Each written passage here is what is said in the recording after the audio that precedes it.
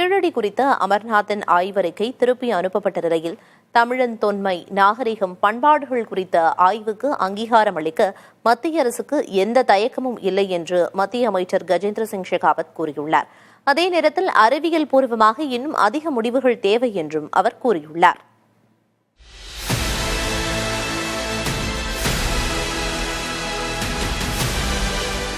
பிரதமர் மோடி தலைமையிலான அரசின் 11 ஆண்டுகால சாதனைகள் குறித்து சென்னை தியாகராய நகரில் உள்ள பாரதிய ஜனதா கட்சி தலைமை அலுவலகத்தில் மத்திய அமைச்சர் கஜேந்திர சிங் செய்தியாளர்களை சந்தித்தார்.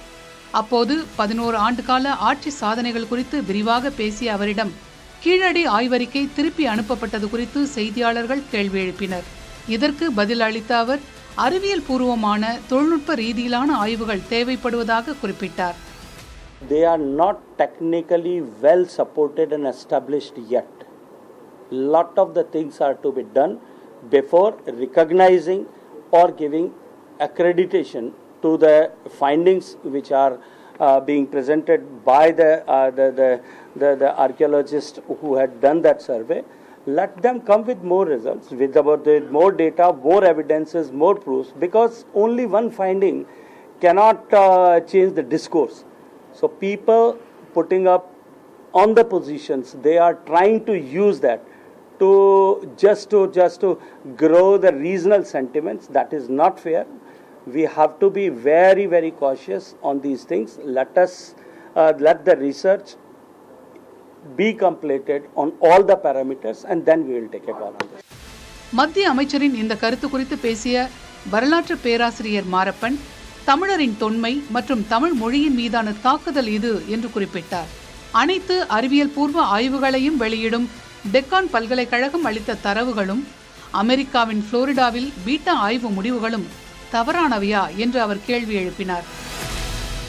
முதல் கட்ட அகழாய்வும் இரண்டாம் கட்ட அகழாய்வும் அமர்நாத் ராமகிருஷ்ணா செய்யும் போது 3ஆம் நூற்றாண்டு என்று கூறியிருக்கிறார். அதே போல இது 8ஆம் நூற்றாண்டிலிருந்து கிமு 8ஆம் நூற்றாண்டிலிருந்து 5ஆம் நூற்றாண்டு வரை இதற்கு முன்னால் early phase of the civilization என்று early phase of the date அப்படி என்று கொடுத்திருக்கிறார்.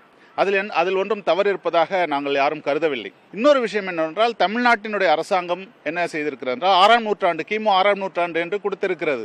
அப்பொழுது மத்திய அரசாங்கம் தான் செய்கின்ற ஆய்வுகளை மட்டும்தான் ஏற்றுக்கொள்ள வேண்டும், மற்ற ஆய்வுகள் ஏற்றுக்கொள்ளக்கூடாது என்று சொல்கிறதா, அல்லது டெக்கான் இன்ஸ்டியூட்டில் இதுவரையிலும் 200 சைட்டுக்கு மேலே ஏஎஸ்ஐ தோண்டி அங்கே தான் டெஸ்டிங் கொடுக்குறாங்க, டேட்டிங் கொடுக்குறாங்க. பீட்டா உலகம் முழுவதிலும் இருப்பவர்கள் பீட்டா அனலிஸ்டிக் நிறுவனத்திடம் கொடுக்கிறார்கள்.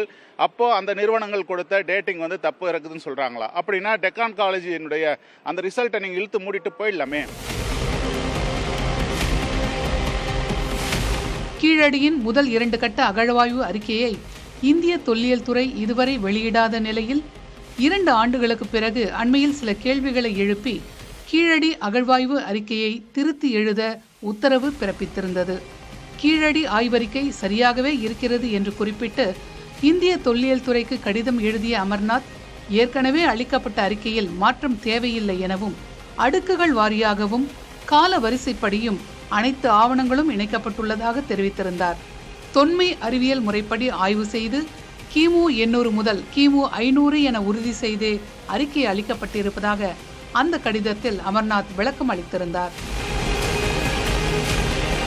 புதிய தலைமுறைக்காக ஒளிப்பதிவாளர் கேசவனுடன் செய்தியாளர் விக்னேஷ் முத்து.